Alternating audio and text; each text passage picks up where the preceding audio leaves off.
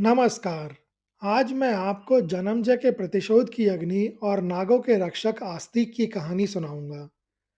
यह कहानी प्राचीन काल में शुरू होती है, जब महर्षि कश्यप अपनी पत्नियों के साथ निवास करते थे, जिनमें कद्रू, जो कि हजारों नागों की माता थी, और विंता, जो कि महान पक्षी गरुड़ की माता थी, प्रमुख थीं। एक बार कद्रू और विंता ने स्वर्ग के द्वार पर खड़े उच्चैः श्रवा नामक सफेद घोड़े को देखा, जो समुद्र मंथन से उत्पन्न हुआ था। कद्रू ने कहा कि घोड़े की पूंछ काली है, जबकि विंता ने जोर देकर कहा कि पूंछ पूरी तरह से सफेद है। दोनों ने इस पर शर्त लगाई कि जो हारेगा वह दूसरे की दासी बनेगा। कद्रू जानती थी कि वह हारने वाली है। अपनी दास्ता से बचने के लिए उसने अपने पुत्रों यानी कि नागों को आज्ञा दी कि वे सूक्ष्म रूप धारण करके घोड़े की पूंछ से लिपट जाएं ताकि वह काली दिखाई दे। अधिकांश नागों ने माता के इस छल भरे कार्य में सहयोग करने से मना कर दिया। इस पर कद्रू अपने पुत्रों के विरोध से अत्यंत क्रोधित हो गई। उन्होंने एक भयंकर श्राप दिया कि वे सभी आज्ञा न मानने वाले नाग और इस छल में सहयोग करने वाले नाग भी भविष्य में एक राजा के सर्प यज्ञ की अग्नि में जलकर भस्म हो जाएंगे। इस प्रकार हजारों नागों के विनाश का बीज बहुत पहले ही बोया जा चुका था। श्राप के कई युगों बाद हस्तिनापुर के सिंहासन पर राजा परीक्षित, जो कि अर्जुन के पौत्र थे, वह विराजमान थे। वह एक धर्मात्मा और कुशल राजा थे। एक बार राजा परीक्षित शिकार पर निकले और अत्यधिक प्यास के कारण भटक गए। उन्होंने पास के आश्रम में बैठे शांत और मौन ऋषि शमीक को देखा और पीने का पानी मांगा। ऋषि गहरे ध्यान में लीन थे और राजा को कोई उत्तर नहीं दिया। प्यास और थकान से क्रोधित होकर राजा परीक्षित ने पास पड़ा एक मरा हुआ सांप उठाया और उसे ऋषि के गले में माला की तरह डाल दिया और वहां से चले गए। जब ऋषि शमीक के पुत्र श्रृंगी, जो अत्यंत क्रोधी स्वभाव के थे, आश्रम लौटे और उन्होंने यह दृश्य देखा तो वे क्रोध से कांप उठे। उन्होंने तुरंत श्राप दिया, जिसने मेरे पिता का अपमान किया है, उस राजा परीक्षित की मृत्यु आज से ठीक 7वें दिन नागों के राजा तक्षक के काटने से होगी। राजा परीक्षित को जब अपने अपमानजनक कृत्य पर पछतावा हुआ और उन्हें श्राप के बारे में पता चला, तो उन्होंने अपनी रक्षा के लिए हर संभव उपाय किए। उन्होंने 7 दिनों तक एक ऊंचे किले में निवास किया, जिसे अत्यंत कुशल वैद्य और सर्पों को दूर रखने वाले विशेषज्ञ के घेर कर खड़े थे। किंतु तक्षक नाग अपनी नियति को पूरा करने के लिए कटिबद्ध था। तक्षक ने ब्राह्मण का वेश धारण किया और राजा परीक्षित के पास फल लेकर पहुंचा। राजा परीक्षित ने उस ब्राह्मण का सम्मान किया और मौका मिलते ही तक्षक अपने वास्तविक रूप में आकर भयंकर विष से राजा परीक्षित को काट लिया। राजा परीक्षित की तत्काल मृत्यु हो गई और इस प्रकार ऋषि श्रृंगी का श्राप और नागों के विनाश का श्राप एक साथ सक्रिय हो गया। इस घटना ने हस्तिनापुर में शोक की लहर दौड़ा दी। वहीं राजा परीक्षित की मृत्यु के बाद नागों के वंश पर कद्रु के श्राप का साया गहरा हो गया। नागलोक में हर दिन डर और अनिश्चितता का माहौल था। नागों को पता था कि राजा जन्मजय बड़े होकर अपने पिता की मृत्यु का भयानक प्रतिशोध लेने के लिए सर्प यज्ञ शुरू कर सकते हैं। इस गहन संकट के समय नागों की बहन मनसा देवी आगे आई। मनसा देवी, जिन्हें नागों की देवी और विष से मुक्ति दिलाने वाली शक्ति के रूप में जाना जाता है, ने दृढ़ संकल्प लिया कि उन्हें अपने भाइयों और पूरे नागवंश को बचाना है। देवताओं और ऋषियों के ज्ञान से उन्हें पता चला कि नागों को केवल एक ऐसा व्यक्ति बचा सकता है जो द्वैध्व वंश यानी दो महान वंशों का हो, एक नाग वंश और एक दूसरा ऋषि वंश, और जो अपने ज्ञान से राजा जन्मजय के मन को बदलने की क्षमता रखता हो। मनसा देवी को पता था कि यह कार्य केवल ऋषि जगतकारु ही संभव कर सकते हैं।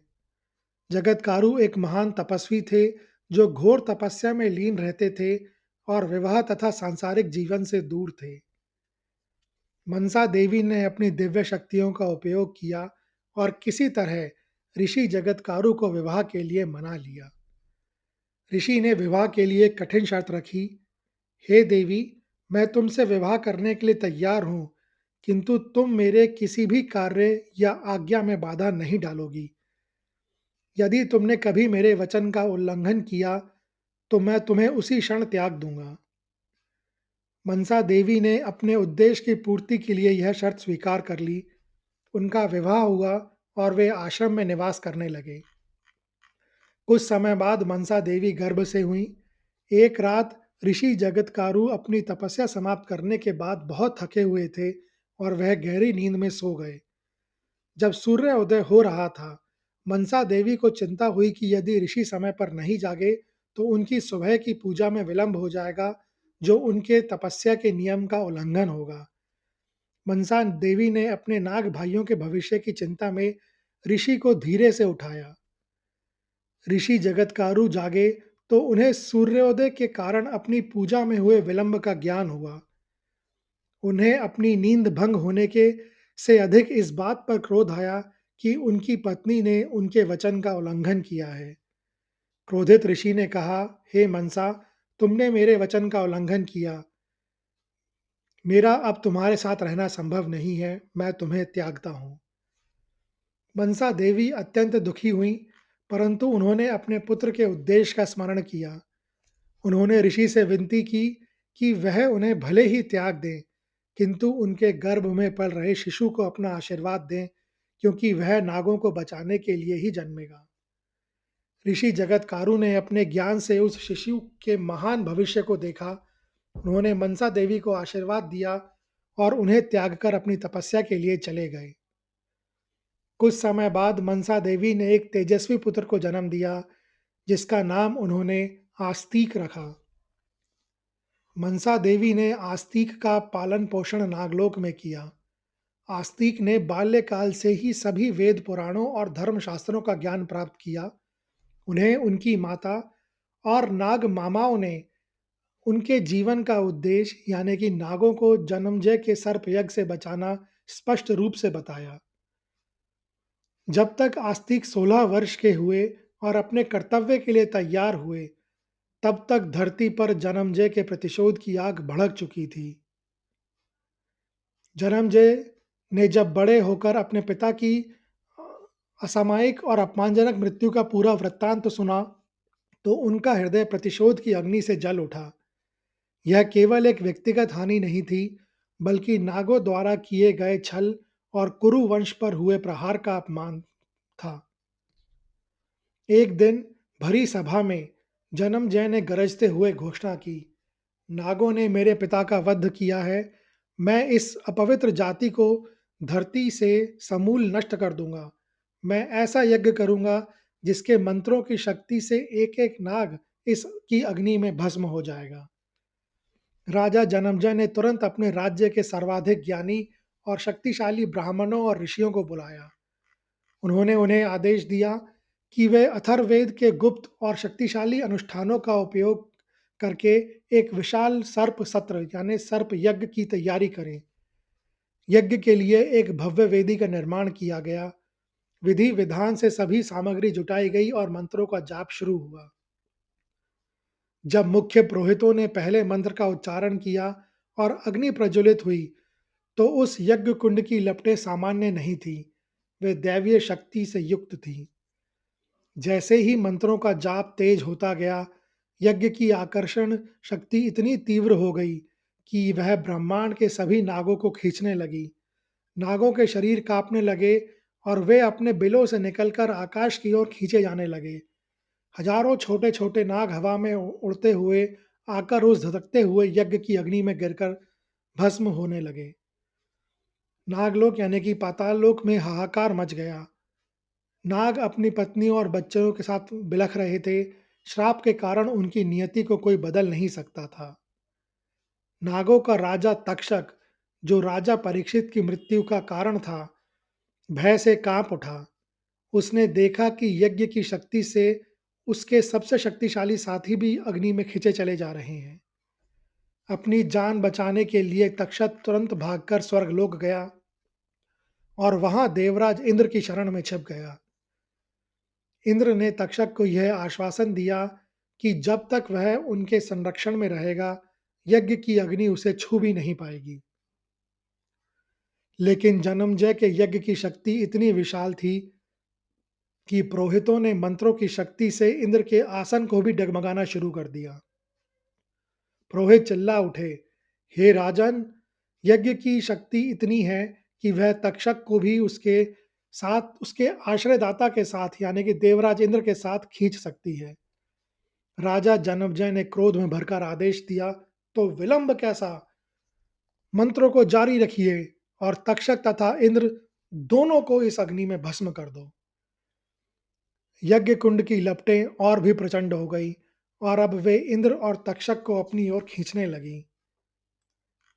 जब सर्प यज्ञ अपनी चरम सीमा पर था और तक्षक सहित देवराज इंद्र भी यज्ञ की ओर खींचे चले आ रहे थे, तभी अचानक उस भयानक यज्ञशाला में एक 16 वर्षीय तेजस्वी बालक ने प्रवेश किया। वह बालक मनसा देवी का पुत्र आस्तिक था, जिसे नागों को बचाने के लिए ही जन्मा गया था।